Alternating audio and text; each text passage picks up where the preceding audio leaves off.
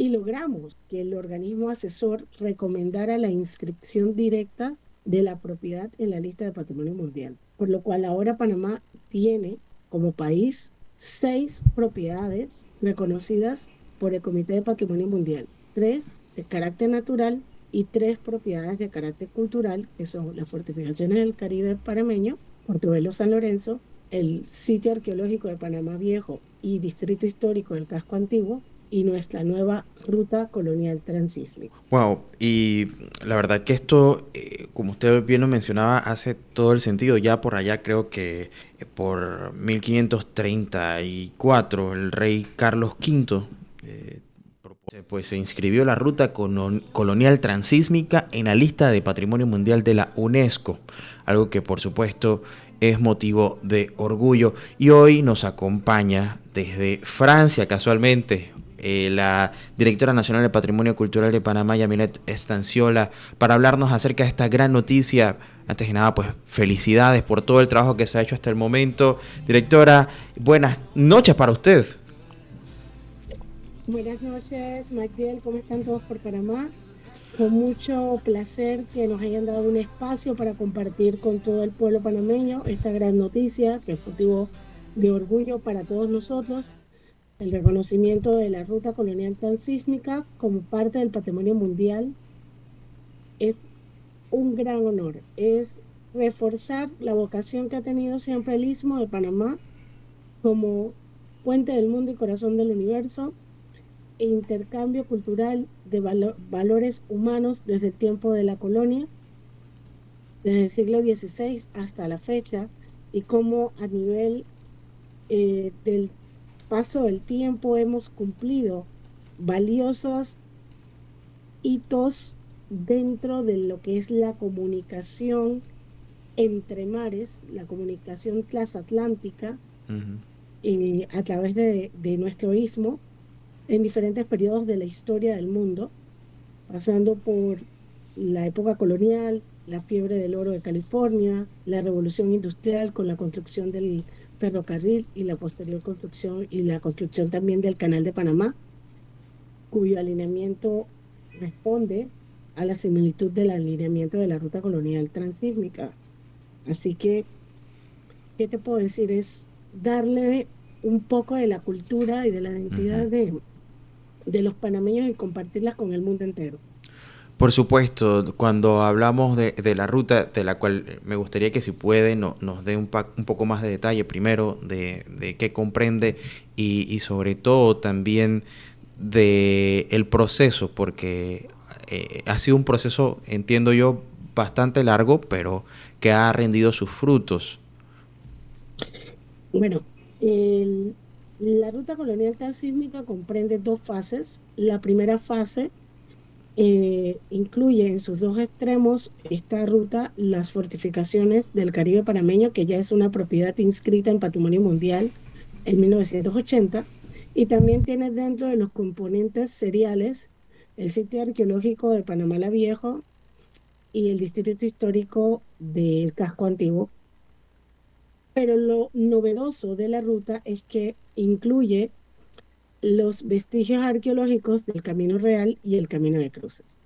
En esta primera etapa, los 6 componentes que fueron reconocidos en la primera etapa han sido el Fuerte de San Lorenzo, que es el Castillo Real del Chagres, el tránsito pluvial a través de la desembocadura del río Chagres, hasta llegar a Venta de Cruces, los tramos reconocidos debidamente identificados por estudios científicos y arqueológicos del Camino de Cruce, el distrito del Casco Antiguo, el distrito histórico y el sitio arqueológico de Panamá Viejo. Esos son los 6 componentes de la primera fase.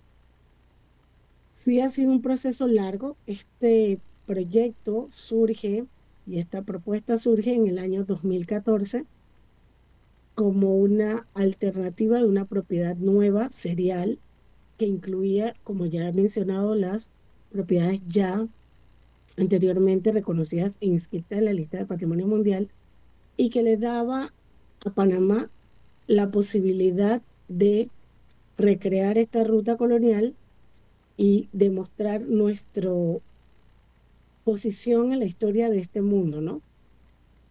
A lo largo de los años se pudieron avanzar en los estudios científicos, históricos, justificativos para sustentar la importancia y la significancia de la ruta colonial, logrando así que los organismos consultores de la UNESCO nos reconociéramos con los criterios 2 y 4 de las guías prácticas como el valor universal excepcional y que evidentemente pues era importante proteger, conservar y darle la puesta en valor a este testimonio de la historia del mundo y que lo pudiéramos compartir y que pudiera trascender el tiempo para las generaciones futuras.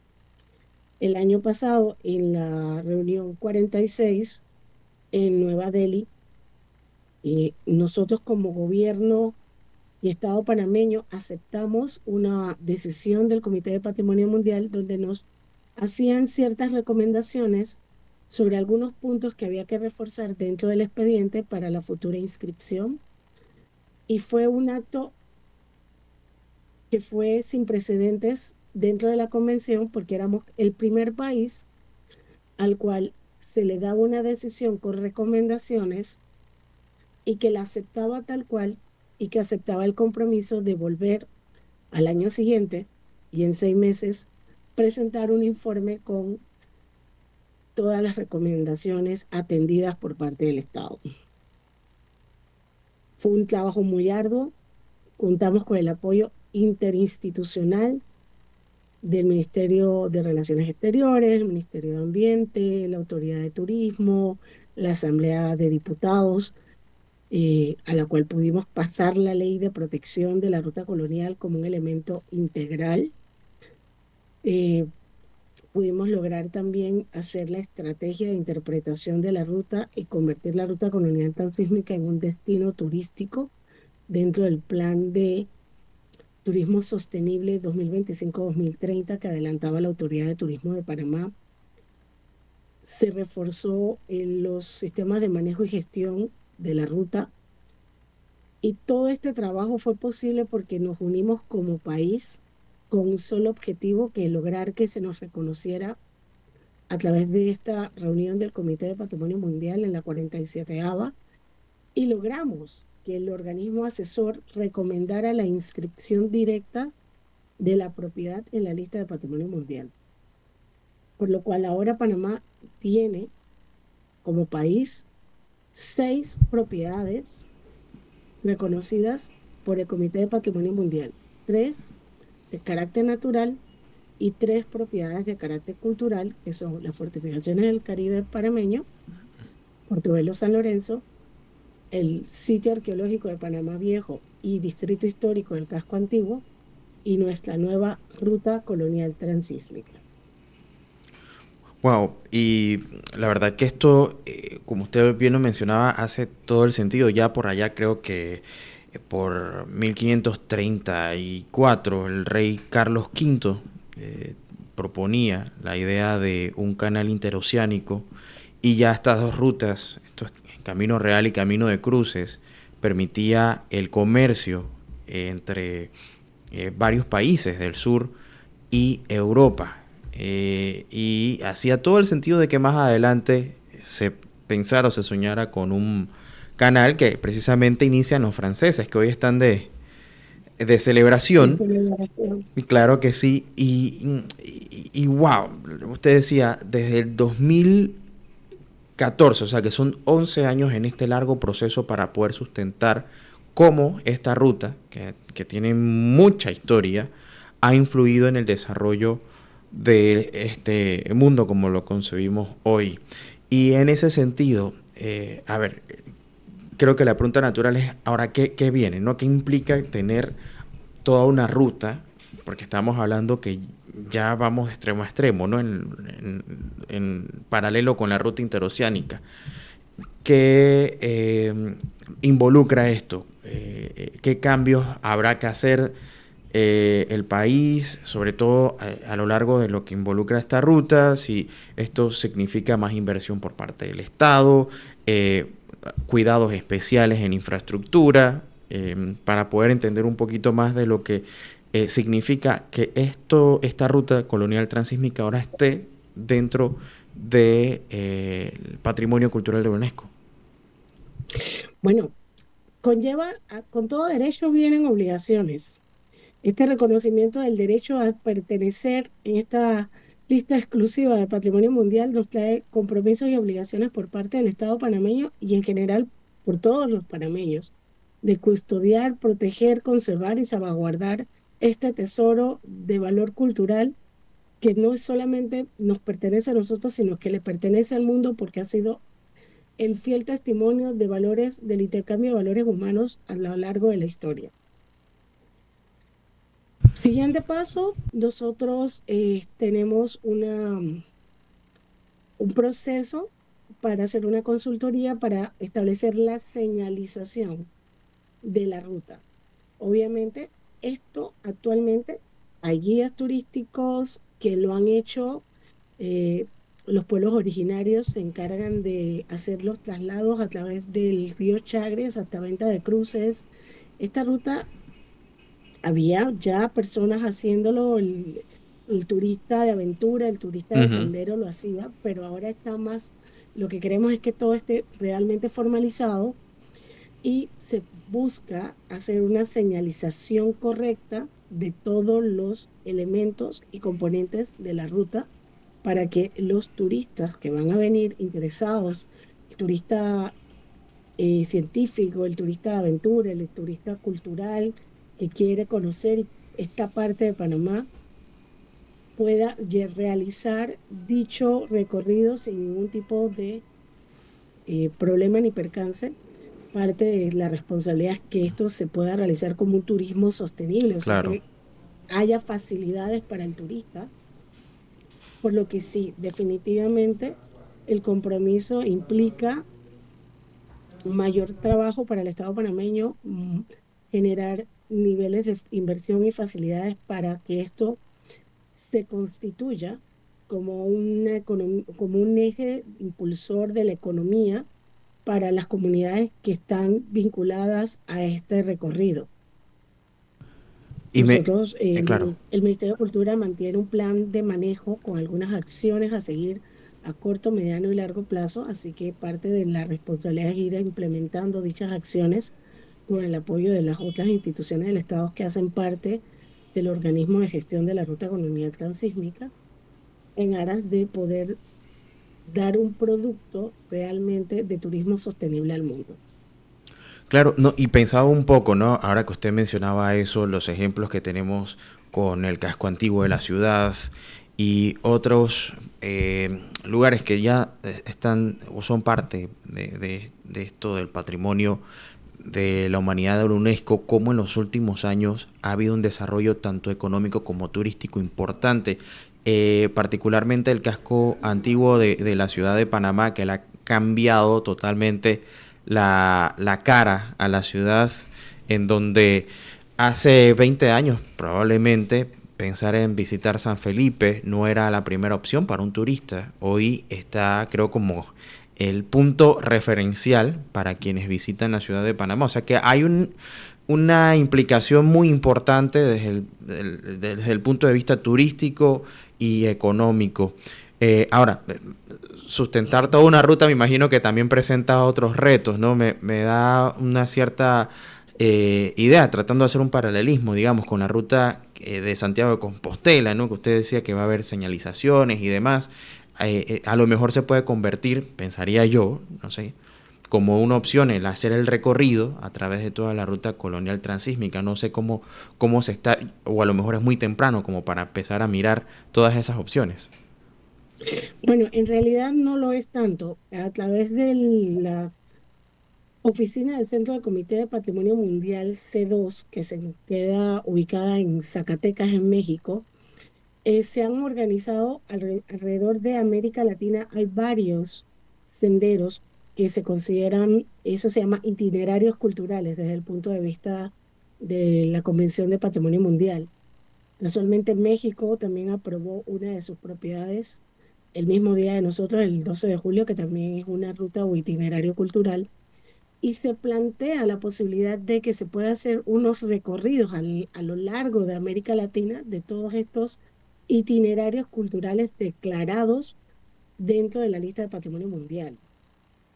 Evidentemente, con todo esto también hay una responsabilidad y es lograr que el turismo sea turismo sostenible, un turismo acorde con la propiedad que no afecte o no genere un impacto negativo, evitar que puedan, recordemos que los vestigios están dentro de un parque natural, que implica otro tipo de responsabilidad también, pues tenemos una responsabilidad para con la naturaleza, para con la fauna en la cual se encuentran estos vestigios culturales enclavados. Entonces, se requiere que hagamos un turismo responsable y, como decimos, con todo derecho existen obligaciones y responsabilidades. Entonces, es responsabilidad del Estado panameño y todas las entidades que hacen parte del organismo de gestión lograr las facilidades para que el uso de la ruta, el disfrute de la ruta, nos permita también conservarla y pueda trascender en el tiempo y que no se vea afectado por un mal uso o un uso inadecuado por parte de los turistas. Entonces, tenemos un trabajo muy fuerte por delante, pero también un trabajo maravilloso, Claro. porque va a dar la oportunidad de explorar otra etapa, otra visual de Panamá, como lo es este sendero, este itinerario cultural, enclavado en un paisaje natural maravilloso, con todos sus elementos. No, totalmente, y usted lo decía al principio, ¿no? Demostrar al mundo todo el impacto que ha tenido esta ruta en la historia de la humanidad, por lo menos en los últimos 500 años. Y quiero hacer una pregunta también con respecto a si hay comunidades, que me imagino que a lo mejor debe haber, usted mencionaba por ejemplo algunos grupos indígenas, pero no sé si habrá otras comunidades que estén dentro de la ruta y cómo este estatus, ¿no? Que ahora los coloca dentro de un patrimonio de la humanidad, incide directamente en las comunidades y en las personas. Bueno, recordemos que con el embalse del Canal de Panamá, pues la población del Chagres que había adyacente al fuerte de San Lorenzo, al Castillo Real del Chagres, esa población desapareció en su momento. Sin embargo, efectivamente hay asentamientos, hay pueblos originarios que usualmente ven este trayecto del Camino de Cruces y este trayecto pluvial como una fuente de ingresos para sus familias, que le permiten su sostenibilidad. Al poder reconocer la ruta colonial con todos sus elementos, estos 6 componentes, tanto en la parte terrestre como en la parte pluvial, obviamente automáticamente va a generar un aumento en la cantidad de personas que van a querer venir a realizar el recorrido de la ruta. Y esto a su vez Ujú. va a generar en Claro. consecuencia en un aumento de los ingresos de estas comunidades que se encuentran y que usaban este circuito o este itinerario cultural como fuente de ingresos. Igualmente, el Ministerio de Cultura, quien lidera todo este proceso, tiene también la Dirección de Industrias Creativas, en las cuales se están llevando a cabo diferentes temas de capacitación y formación para que se vea la cultura como un motor Ujú. que pueda impulsar la economía transversal de nuestras familias y poder dar alternativas, ya teniendo esto más formal, este reconocimiento a nivel internacional, pues habrá la oportunidad de que ellos puedan poner exhibiciones de artesanías, que tengan algunos otros productos, que haya más guías turísticos de parte de ellos. O sea, es un factor que va a ser en cadena a favor de la población que está vinculada al recorrido de la ruta colonial transísmica.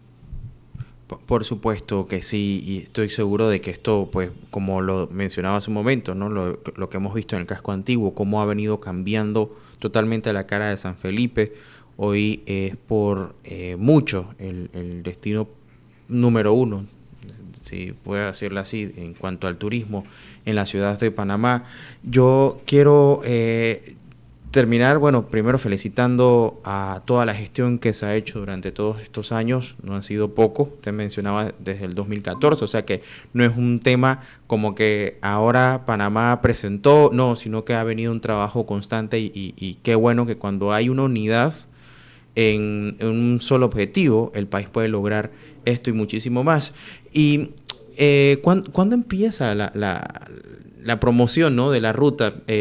Si hay planes ya para empezar a promoverla dentro de la oferta turística del país. Bueno, dentro del plan quinquenal que fue elaborado por parte de la Autoridad de Turismo del 2025-2030, ya se creó dentro del plan la ruta colonial transísmica como un destino turístico. Y a través de la Autoridad de Turismo se está generando una consultoría de la estrategia de interpretación en forma integral de la ruta para poder determinar la señalización y cómo se va a promover y divulgar la ruta a nivel internacional. Por nuestra parte, la ministra de Cultura ya ha adelantado el trámite o la solicitud para la placa que debe darnos el Comité de Patrimonio Mundial en reconocimiento de la propiedad como propiedad de la lista del Patrimonio Mundial. Entonces, creo que todos estamos haciendo nuestras tareas Ujú. y todos estamos avanzando con el mismo objetivo de lograr promover la ruta colonial transísmica, y yo me imagino que estaremos viendo nuevos visitantes y más afluencia para poder hacer este recorrido. ¿Y por qué no imaginarnos ya haciendo la ruta como un tema didáctico, también educativo, volver a nuestra historia, conocer mejor nuestra historia? Nosotros como panameños creo que tenemos que sentirnos muy, muy orgullosos de cómo este lugar que nos vio nacer ha servido como plataforma para un desarrollo, no solamente en la región, sino en todo el mundo entero. Y enhorabuena nuevamente, directora, por esta hazaña, este gran logro que logra, valga la redundancia, Panamá, de incluir ahora un nuevo patrimonio en la UNESCO. Yo quiero despedirme, bueno, más adelante seguramente seguiremos hablando de los detalles y cómo se va a ir desarrollando toda esta idea, ¿no?, de promover y aprovechar la ruta colonial transísmica, que históricamente pues ha tenido un impacto. Y bueno, me despido porque sé que está por allá por Francia, espero que esté muy bien y hasta una próxima ocasión. Gracias por el espacio, felicitaciones para todo el país, para todo Panamá, por este logro, porque este es un logro de todos. Y muchísimas gracias por el tiempo que he compartido para poder dar buenas noticias a nuestro país. El doctor Rafael Candanedo es periodista, ha sido corresponsal internacional, es filólogo, también miembro de la Academia Panameña de la Lengua, y nos acompaña para hablar de varios perfiles. Se me olvidó decir que tiene una columna que se llama La Última Palabra, así que siempre tiene la última palabra, Rafael, aquí. Sí, Buenas tardes, Rafael, ¿cómo estás? Sí, muchísimas gracias. Sí, estoy muy bien. Me agrada mucho saludarte y saludamos a toda la familia francesa, o mejor dicho, la comunidad francesa en Panamá, que es muy cercana a nosotros, Ujú. a pesar de que en la última época Francia ha sido muy estricta con nosotros en materia Las de listas y demás. impuestos, en Ujú. materia de el tema de los paraísos fiscales, de las listas grises, listas negras, no sé qué, de todos los colores, y ha llevado la voz sonante Francia. Nosotros tenemos una relación con Francia una relación histórica. Ujú. De hecho, hace más de 100 años, nosotros establecimos la llamada Plaza de Francia en un lugar eh, eh, vamos a decir hasta de alguna manera místico para Panamá, en la punta allá En en la las bóvedas punta por allá.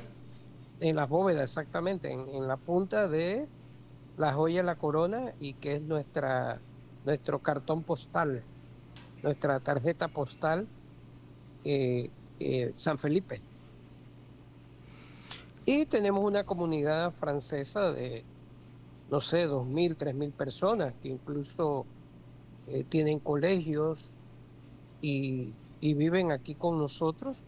Y algunos, Magdiel, Ujú. hablan de niños como lengua materna el francés. Y tenemos la Alianza Francesa, que es una organización muy dinámica, muy activa tradicionalmente, que ayuda a desarrollar los valores franceses. Y tenemos un francés, uno de los más ilustres que ha habido, que fue miembro de la Academia Francesa de padre panameño, René de Ovaldía.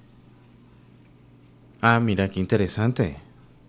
Sí, René de Ovaldía era hijo de un de Ovaldía de allá de Chiriquí y él nació hace más de 100 años, duró más de 100 años, duró 103 años, nació en Hong Kong y se crió toda la vida en Francia y ya bastante mayor estuvo en Panamá conociendo sus raíces paternas y llegó a ser pues un miembro de la Academia Francesa, que es un lugar bastante selecto, uno de los pocos personas de origen latinoamericano que han llegado hasta ese lugar tan distinguido. Creo que Vargas Llosa también Vargas Llosa ha sido el último Ujú. y hubo también un argentino, hubo un cubano. O sea, en el caso del argentino y del cubano y del panameño, los tres tenían también raíces francesas. El caso de Vargas Llosa no. Así que en eso hace diferente a Vargas Llosa. Vargas Llosa es el cuarto y último hasta ahora, ¿no? Que ha sido de raíces latinas y que han llegado pues a ese lugar tan Selecto. imponente Ujú. y sobre el que se creó la Real Academia Española. Esa fue la referencia que tuvo la Real Academia Española cuando se creó hace ya más de 300 años, pero la francesa tiene ya más de 350 años. Así que muy interesante. Y bueno, Magdiel, es importante decir que esta Revolución Francesa comenzó ca- hoy es 14, el 14 de julio de 1779 y ocurrió porque había mucho descontento en Francia del del pueblo llano, el pueblo en general, que fue el gran protagonista de esta revolución por la monarquía absoluta que se vivía en esa época de Luis XVI y su famosa esposa María Antonieta. Y como consecuencia de aquello que ocurrió el 14 de julio, que fue como la chispa que prendió pues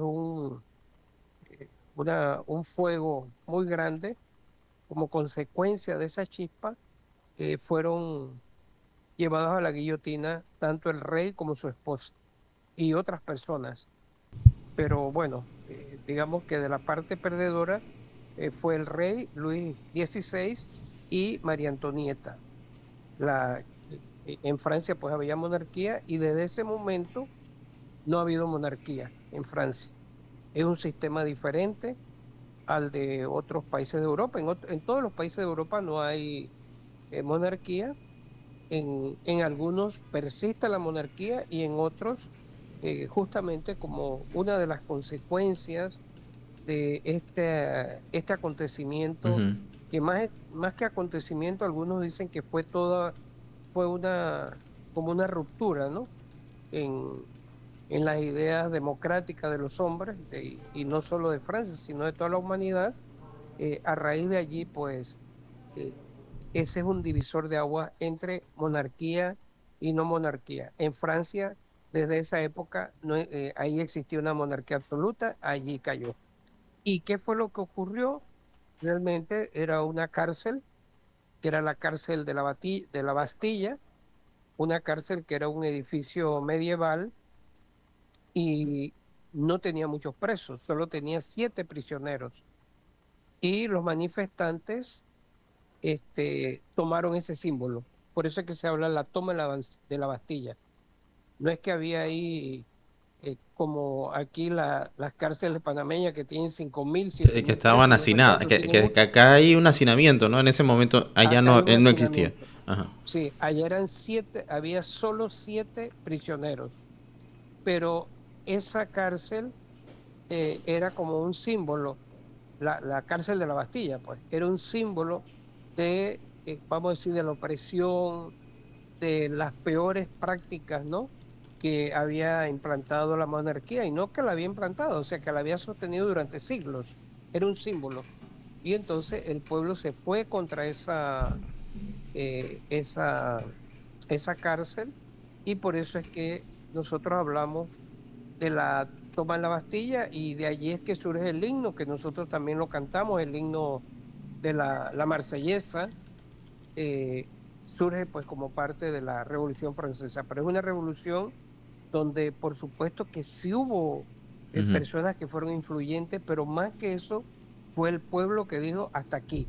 Y había mucho desempleo, había mucha pobreza, había mucha hambre, había mucha injusticia, la gente se sentía muy vejada, y por eso el pueblo, el pueblo, estamos hablando de los artesanos, de los vendedores, de los boneros, y también se fueron uniendo ya profesionales, lo que se llama la burguesía se fue uniendo, y justamente contra los nobles, y contra también los nobles pues que estaban vinculados a la monarquía, y contra la misma monarquía.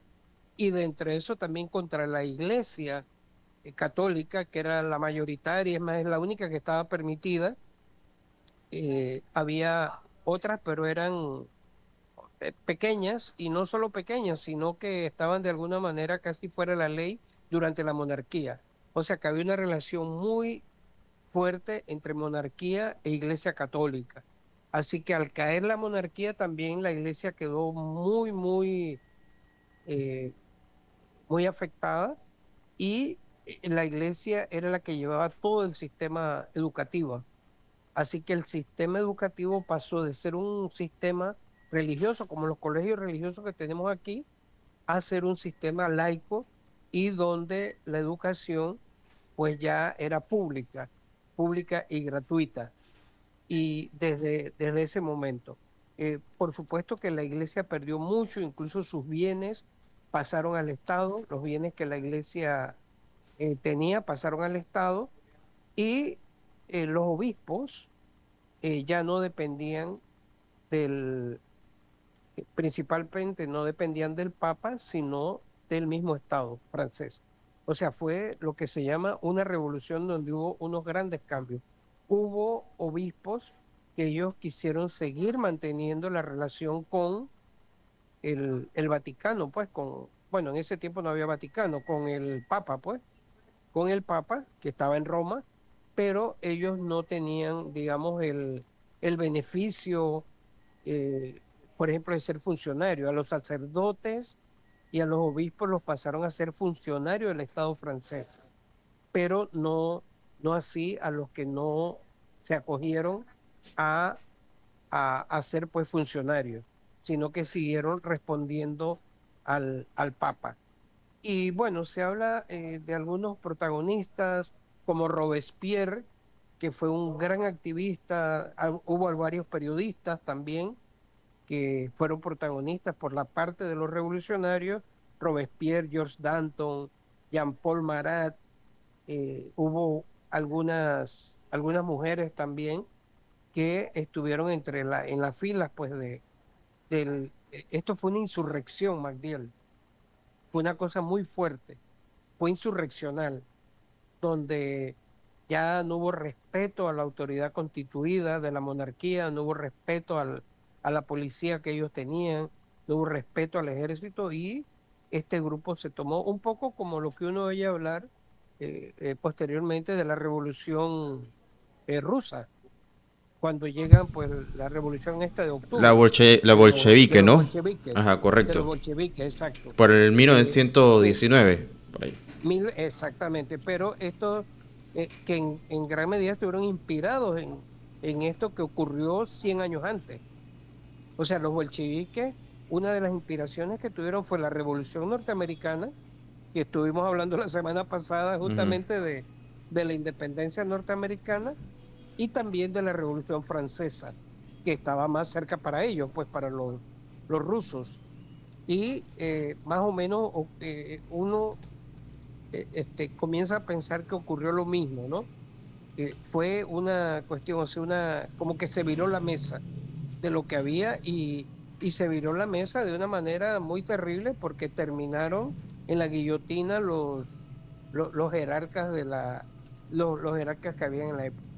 ¿Qué consecuencias ha tenido esto? Bueno, son consecuencias muy, muy poderosas. Una, una está inspirada en la Declaración de los Derechos Ciudadanos.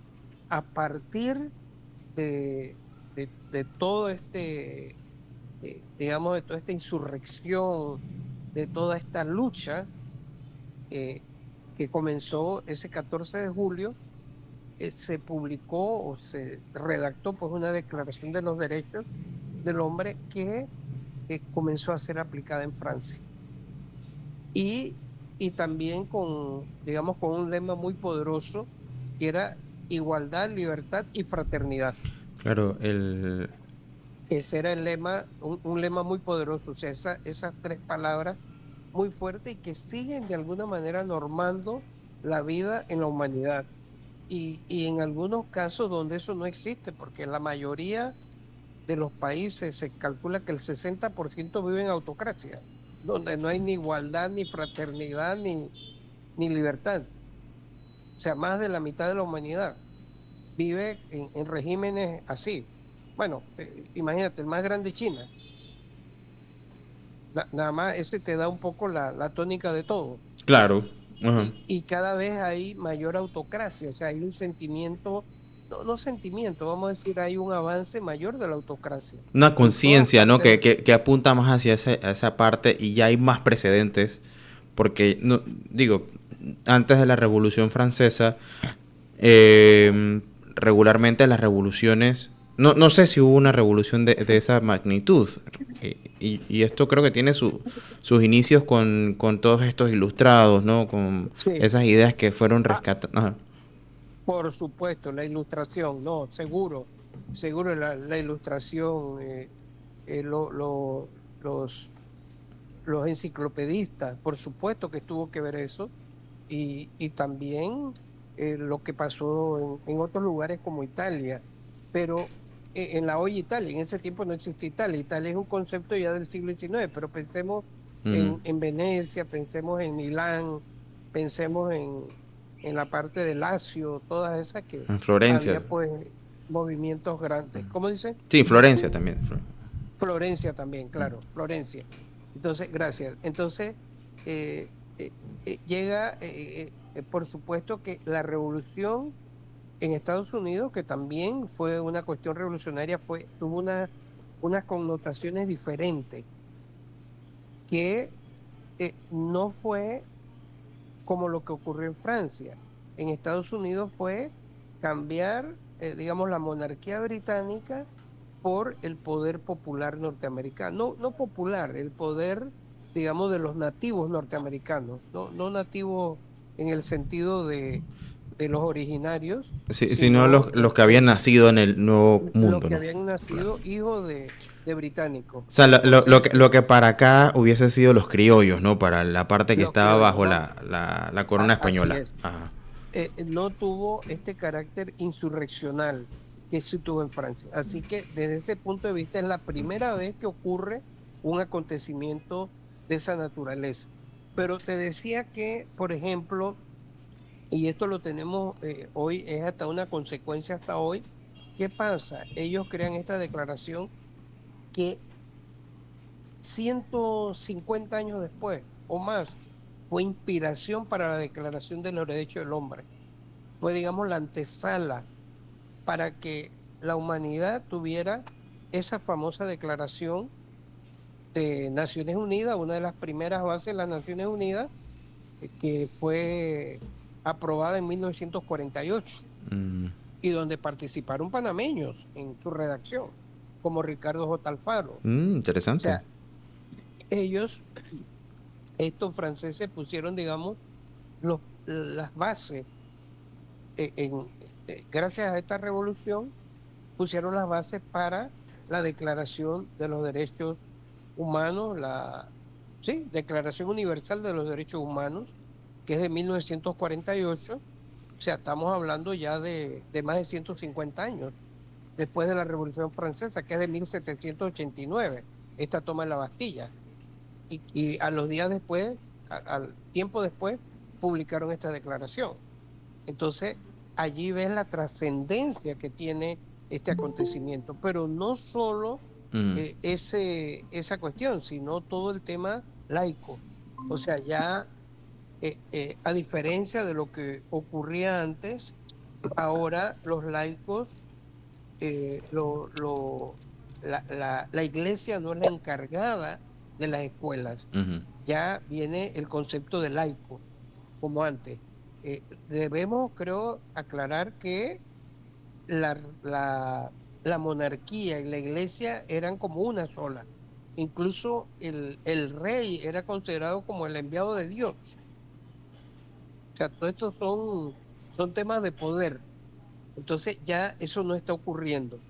Y por otro lado, muy importante que nace una república, no como quieren hacer República Cataluña, porque allí quedaría la República Española, ujú. perdón, la monarquía española. Sería como un sector que a propósito, eso cada vez se está desinflando más, porque yo creo que la política en España ha ido ampliando la idea de que el sector de Cataluña que quiere ser español, que quiere ser parte del Estado español, no importa que sea monarquía, se ha ampliado. Ya no es como ocurrió hace 7, 8 años, cuando hubo aquella declaración de independencia. Ujú. Ha cambiado bastante el voto y eso lo están midiendo permanentemente. Y eso es interesante. En eso Cataluña es un país muy avanzado porque nosotros aquí no medimos nada, allá todo se mide.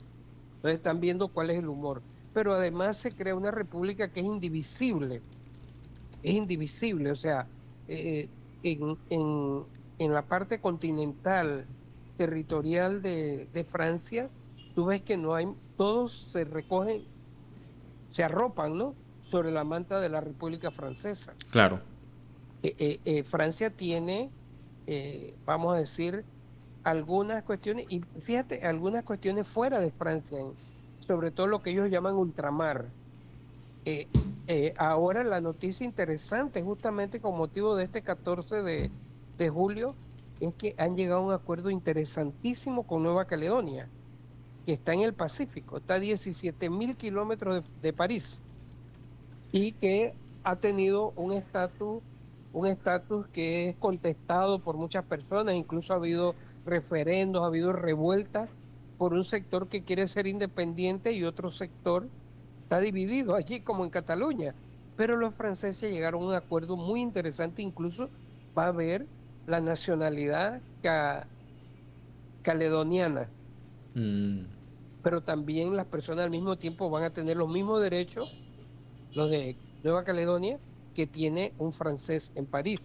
¿Cómo ocurre recuerda que lo hemos hablado con Montserrat, con Guadalupe, ujú. con las islas del Caribe que fueron colonias francesas, que tienen los derechos, y también acá en la Guyana, la llamada Guyana francesa, que está ahí al lado de Surinam y de la República de Guyana, que tiene el litigio con Venezuela. Venezuela, ¿no? Ajá, claro. Sí, entonces es muy interesante porque Francia también ha creado una tradición de resolver las cuestiones de otra manera.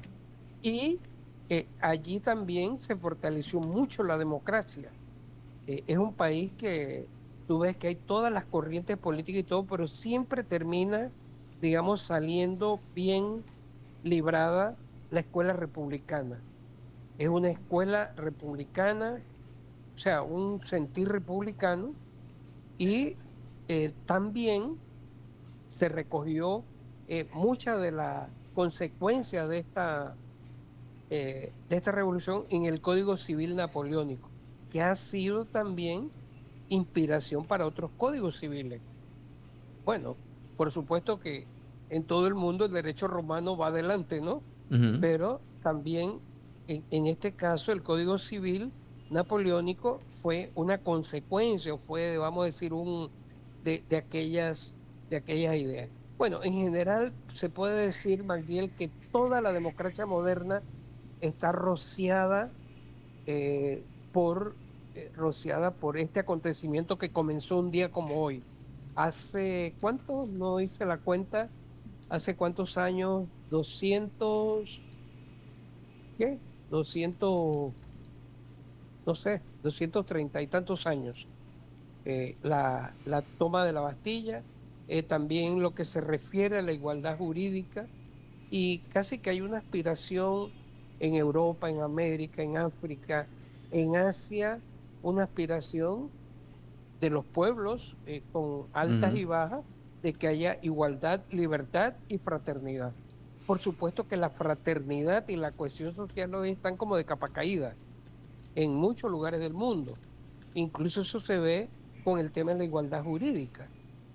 Nosotros aquí ahora estamos tratando, por ejemplo, en el caso panameño, estamos tratando de que haya leyes más estrictas y en la dinámica, pues, del derecho y la dinámica de la política, leyes más estrictas contra el peculado, contra la corrupción. Sin embargo, si tú matas una iguana, allí estás jodido. O si si te robas una gallina. O sea, no hay igualdad jurídica.